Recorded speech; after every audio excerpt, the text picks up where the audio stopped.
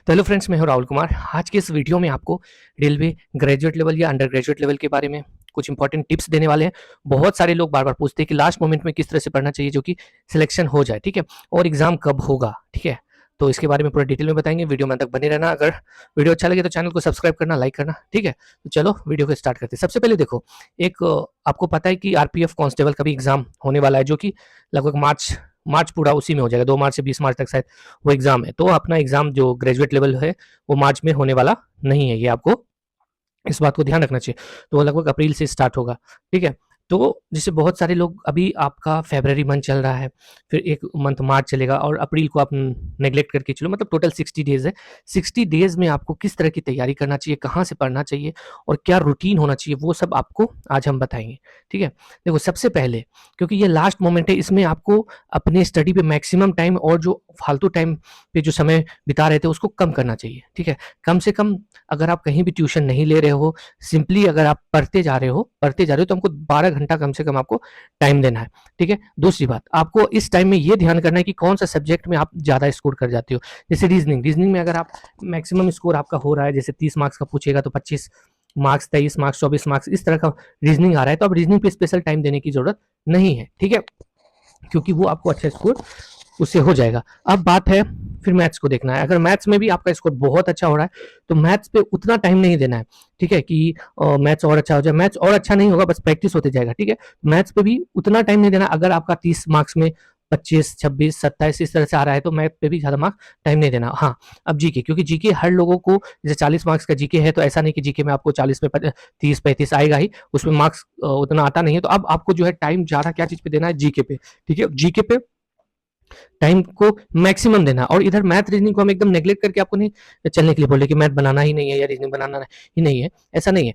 Chapter wise math जो आप 2-3 घंटा देते होगे तो उसको 1 घंटा कर दो। रीजनिंग पे अगर 1 आध घंटा देते थे तो उसको आधा घंटा कर दो। 1.5 घंटा में ये दोनों को सिमट दो, क्योंकि 1-1 घंटा भी अगर आप डेली मैथ्स बनाओगे चैप्टर वाइज तो वो बहुत मैक्सिमम चला जाएगा। उसी तरह रीजनिंग भी अगर आधा घंटा में कम से कम 30 मिनट में तो 30 रीजनिंग आपको बनाओगे तो 60 दिन में बहुत रीजनिंग बन जाएगा आपसे। तो मैथ रीजनिंग को ऐसे लेके चलो। अब जो है आपको एक मॉक टेस्ट करना है, तो मॉक टेस्ट करोगे तो मॉक टेस्ट में तो आपका मैथ भी बन जाएगा, रीजनिंग का भी प्रैक्टिस हो जाएगा। तो एक मॉक टेस्ट आपको डेली देना है और नेक्स्ट डे उसका एनालिसिस करना है। इस तरह से लगातार आपको 60 दिन तक करते रहना है। या फिर अगर आपको टाइम मिलता है, आपके पास भरपूर टाइम है, तो आज मॉक टेस्ट दो और आज ही, उस टाइम नहीं, मॉक टेस्ट देने के कुछ देर बाद, यानी कि दूसरे शिफ्ट में, 2 शिफ्ट में आप पढ़ना अगर स्टार्ट करोगे, दूसरे शिफ्ट में उसका एनालिसिस करो, क्योंकि उसी टाइम एनालिसिस करोगे तो आप थोड़ा सा जल्दी करने की कोशिश करोगे। मॉक टेस्ट हम हमेशा एनालिसिस इसलिए करने के लिए कह रहे हैं कि मॉक टेस्ट अगर आप एनालिसिस करोगे तो आपको समझ में आएगा कि एग्जाम में आपको कहाँ पे प्रॉब्लम हो सकता है।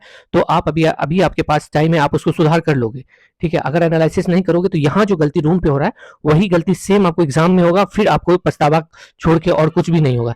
एक काम और करना मॉक टेस्ट में, मॉक टेस्ट कोई भी हो, चाहे प्रीवियस ईयर हो या नया हो, बस करते जाना है। एक चीज और करना कि अगर मॉक टेस्ट दे रहे हो और जीके में 4 ऑप्शन में किसी एक चीज के बारे में नहीं जानते हो, उस ऑप्शन में चाहे वो आंसर हो या ना हो, तो उसके बारे में जरूर जानने की कोशिश करना। क्योंकि एसएससी हो या रेलवे हो, इसका आदत है कि ऑप्शन जो 4 दिया है फिर देखता है, क्योंकि देखो उतना सारा क्वेश्चन बनाने का रहता है, उसको भी आइडिया रहता नहीं, तो उसी को एक ऑप्शन के नाम से जो जीके बनता है वो बना देता है। तो ठीक ऐसा करना। और रही बात करंट, करंट के लिए आपको हम बार बार बता रहे हैं, क्योंकि लास्ट मोमेंट है, करंट आपको कम पढ़ के ज्यादा स्कोर, क्योंकि 40 मार्क्स में कम से कम 10, आपको 10 से 12 करंट रहेगा ही रहेगा, ठीक है। तो अब 10-12 हिस्ट्री में 5-6 क्वेश्चन के लिए आपको बहुत हिस्ट्री पढ़ना पड़ेगा, 5-6 क्वेश्चन के लिए बहुत ज्योग्राफी पढ़ना पड़ेगा, 5-6 क्वेश्चन उसके लिए बहुत पढ़ना पड़ेगा, ठीक है। लेकिन ये 10 से 12 क्वेश्चन जो करंट का है उसके लिए पतला सा बुक आएगा 30-40 का, वो हम टैग कर देंगे वीडियो में। और अभी मेरा टेलीग्राम चैनल है राहुल 11 मैथ्स, वहाँ पे जो रेलवे का भी हाल फिलहाल में एग्जाम हुआ है, एएलपी का या फिर आरपीएफ एसआई का या जेई का, तो वो सब जो एग्जाम हुआ है उसका सारा जो करंट है वो निचोड़ करके उसमें डाल दिया, आप लोग वहां से ले लेना, उसको भी एक बार पढ़ जाना। उसको पढ़ने के बाद आपको एक चीज ध्यान करना है, अगर खेल के बारे में करंट पूछा है तो खेल से रिलेटेड, उस खेल से रिलेटेड और कोई करंट बनता है तो वो बना लेना, ठीक है। या फिर डांस के बारे में या फिर और किसी के बारे में या कोई पुरस्कार के बारे में करंट अगर दिया है तो 2-4 पुरस्कार के बारे में और याद कर लेना। तो इस तरह से करंट आपका बहुत ईजी वे में हो जाएगा, ठीक है। तो ये तो बात हो गया कि जिनको कि 25 मार्क्स से अबव आ रहा है। अब जिसको कि 10-15 मार्क्स आ रहा है तो आपको तो भाई मैक्सिमम टाइम देना ही चाहिए। 10-15 मार्क्स अगर आपको आ रहा है, तो जैसे 10-15 मार्क्स आपको जीके में आ जा रहा है, मैथ्स में आ जा रहा है, तो रीजनिंग तो आपको अच्छा रखना ही पड़ेगा किसी भी चीज़ के हिसाब से। अगर मैथ्स में कम स्कोर आ रहा है तो कोशिश करो मैक्सिमम टाइम, जैसे 2 से ढाई घंटा लगातार मैथ को बनाए, 30-40 क्वेश्चन, एक चैप्टर को 2 बार उसी टाइम बना लो। ऐसे करते करते 60 डेज बहुत है, आपको ऐसा नहीं लगना चाहिए कि बहुत कम टाइम है। देखो, निगेटिविटी अगर अपने अंदर लाओगे कि मेरे से नहीं हो पाएगा, तो सच में नहीं होगा। आप सिर्फ ये पॉसिबिलिटी बना के रखो कि मेरे से हो जाएगा, और हो नहीं जाएगा, और उतना करने की कोशिश करो। ठीक है, अगर आपको मैथ्स में कम स्कोर आ रहा है तो आप उस पर फोकस करो, उस पर वर्क करो, आपका जरूर अच्छा हो जाएगा। ठीक है, जैसे छोटा छोटा चैप्टर से मार्क्स निकालने की कोशिश करो जो कि आपको आसान लगता है। जैसे एलसीएम एचसीएफ एक बार पढ़ लोगे, नंबर सिस्टम में थोड़ा टाइम लगेगा, अगर उसको देख लोगे, सिर्फ बात दिमाग में रखने की चीजें, ज्यादा उसमें तिक्रम नहीं है, आराम से हो जाएगा।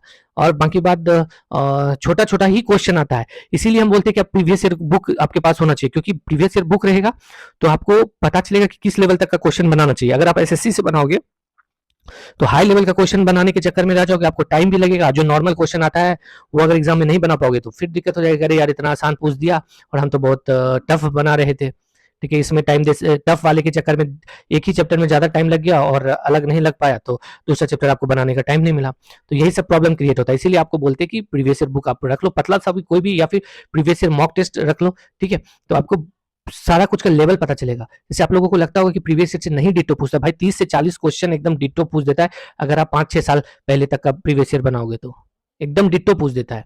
ठीक है, और जो अभी एएलपी हो गया, आरपीएफ एसआई हो गया, ये सबका जो एग्जाम कंडक्ट करा है, जो क्वेश्चन पूछा, उसको भी आपको देखना है। लास्ट टाइम है वो, अगर आप देख के जाओगे तो उससे भी 10 से 15 क्वेश्चन पूछ देगा एकदम डिट्टो। तो क्या होगा कि अगर जो बच्चा उसको बना के जाएगा 10-15 क्वेश्चन, उसको जो छूटने वाला था बन जाएगा, बस उसका स्कोर हो जाएगा, उनका सिलेक्शन होने का चांसेस बढ़ जाएगा।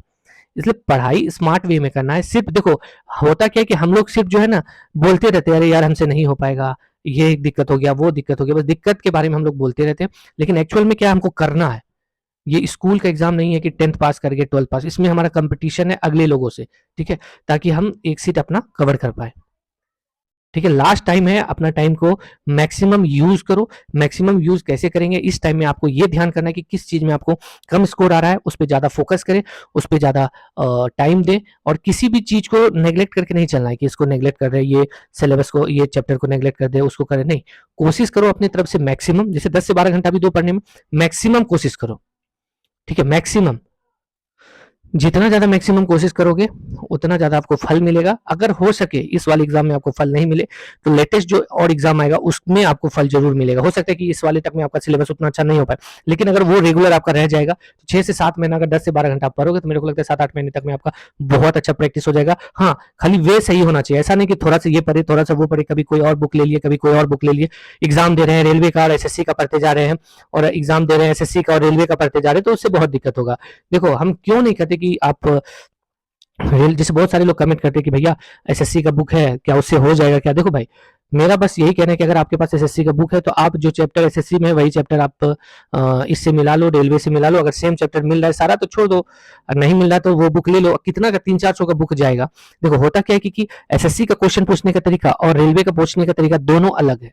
ठीक है, तो दोनों तरीका, दोनों का जो क्वेश्चन ऑफ लेवल है, क्वेश्चन का जो आइडिया है, दोनों का अलग अलग है। और आप सोचो हाँ कुछ क्वेश्चन एसएससी का इसमें हो सकता है, लेकिन दोनों का बहुत चीज अलग है। इसलिए कोशिश करना कि जो एग्जाम की तैयारी कर रहे हो उसी एग्जाम का बुक आपके पास होना चाहिए। और जो भी बुक मेरे को लगता है, मैं तो वीडियो में टैग करके रखता हूँ, आपको अगर वहां से लगे तो ले लेना, नहीं तो अपने नजदीकी स्टोर से जरूर लेने की कोशिश करना। प्रीवियस ईयर होना बहुत जरूरी है, बहुत जरूरी है। ठीक है, डिट्टो क्वेश्चन पूछ देगा। अभी हो क्या गया है कि इतना डिस्ट्रैक्शन है मार्केट में, ये पीडीएफ वो पीडीएफ, इसी के चक्कर में हम लोग रह जाते हैं। जबकि अगर नॉर्मल एक बार आप बुक ले लोगे ना तो फिर आपको बुक लेने की कोई जरूरत नहीं, कोई सी भी एग्जाम में आप बैठोगे आपको बहुत मजा आएगा। देखो, तैयारी अच्छा कैसे होता है, जैसे अभी रेलवे का एग्जाम है, अभी एसएससी का एग्जाम आपका है नहीं, रेलवे में एकदम पूरा फोर्स लगा के रेलवे में लग गए। ठीक है, 2-2.5 महीना है अभी आपके पास। फिर उसके बाद क्या होगा कि रेलवे का जितना भी क्वेश्चन है वो आपको ध्यान हो जाएगा। रेलवे का 10% से 15% क्वेश्चन एसएससी में भी पूछ देता है। फिर जब एसएससी का एग्जाम आएगा तब एसएससी का बहुत अच्छे से तैयारी करोगे तो एसएससी का भी आपको याद हो जाएगा। तो क्या होगा कि रेलवे और एसएससी जब आपको याद हो गया तो कुछ क्वेश्चन जो छूटने इधर उधर होता था वो होना बंद हो जाएगा। लेकिन हाँ, जिस एग्जाम की तैयारी कर रहे हो सारा मटेरियल उसका होना चाहिए, और अभी के टाइम में किसी एक एग्जाम पे डिपेंड मत रहो। ठीक है, अगर आपके अंदर इंग्लिश है कि आप इंग्लिश कर जाओगे तो आपको एसएससी और रेलवे को लेके चलना चाहिए। अभी अगर रेलवे का एग्जाम है तो रेलवे का सारा कुछ पढ़ो, फिर जैसे ही एसएससी के और झुकोगे तो सारा चीज एसएससी का पढ़ोगे, तो उससे आपको बहुत फायदा मिलेगा। ठीक है, लास्ट मोमेंट है, अच्छे से करो, और वीडियो अच्छा लगे तो शेयर भी कर देना। और देखो, आपके पास टाइम बहुत है, 60 डेज 70 डेज इतना अच्छा टाइम है, इतना अच्छा लास्ट मोमेंट में अभी जैसे बहुत सारे लोगों को 45, 50, 55 आ रहा है, अगर 10 से 12 घंटा भी पढ़ लोगे तो लास्ट 60 डेज में 15 से 20 मार्क्स आपका आराम से बढ़ जाएगा। देखो आपका स्कोर इसलिए आराम से बढ़ेगा कि अभी आपका सिलेबस सब कुछ उतना कंप्लीट नहीं है, इस वजह से कम मार्क्स आ रहा है। अगर आपका सब कुछ कंप्लीट रहता तो उतना कम मार्क्स नहीं आता। ठीक है, इसलिए कोशिश करना कि अच्छा करे ताकि अच्छा हमको मिले। अगर आप जैसे तैसे, हाँ अगर जैसे तैसे करने वाले हो तो मेरे को तो उतना कोई दिक्कत नहीं है, लेकिन इतना अच्छा अपॉर्चुनिटी है, आपको अच्छे से तैयारी करके आपका सिलेक्शन लेना चाहिए। नहीं तो देखो क्या होगा इसका कोई ठिकाना नहीं है बाद में। और पे कमीशन भी आने वाला है, आपका सैलरी कितना बढ़ जाएगा, बहुत बढ़ जाएगा, 15, 20, 25 हजार बढ़ जाएगा हर एक आदमी का। और आप 5, 2, 4 हजार का बुक लेने में सोच रहे हो कि एसएससी का ले लेंगे तो रेलवे में हो जाएगा क्या, रेलवे का ले लेंगे तो एसएससी में हो जाएगा क्या। पे कमीशन में 2026 में अगर जो ग्रुप डी का है उसका 45, 48, 49,000 हो जाएगा। ठीक है, और अभी उसको 30,000 मिल रहा है, तो सोचो 20-25 हजार बढ़ने वाला है, तो कितना फायदा हो जाएगा। इसलिए अच्छे से करो और प्रॉपर ये जो तैयारी के टाइम में हमको क्या देखना है कि हमको क्या नहीं आ रहा है, बस इस चीज को ध्यान कर। अगर ये चीज आपको पता चल जाएगा कि आपको क्या नहीं आ रहा है और उस पर वर्क करने लगोगे तो आपका सिलेक्शन एकदम पक्का हो जाएगा। ठीक है, तो मिलेंगे नेक्स्ट वीडियो में। वीडियो अच्छा लगे तो चैनल को सब्सक्राइब कर लेना। चलो बाय।